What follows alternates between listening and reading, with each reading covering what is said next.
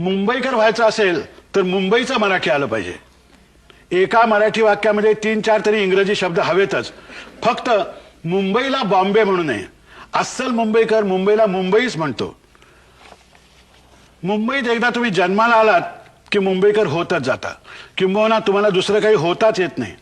पण बाहेरून येऊन मुंबईकर व्हायचं असेल तर पहिली गोष्ट म्हणजे मुंबईच्या मराठीमध्ये भूतकाळाला काहीही किंमत नाही हे ध्यानात ठेवा. मुंबईत जसे उन्हाळा आणि पावसाळा हे दोनच ऋतू, तसे काळही दोनच, वर्तमान आणि भविष्य. मुंबईला बिचारीला भूतकाळ वगैरे काही नाहीच आहे, तिला फक्त आज आणि उद्या. मुंबईकराला शिवाजी महाराजांच्या घोडीचा स्पीड काय होता यापेक्षा सुद्धा सकाळच्या फास्ट लोकल्स कुठल्या याची माहिती अधिक महत्त्वाची.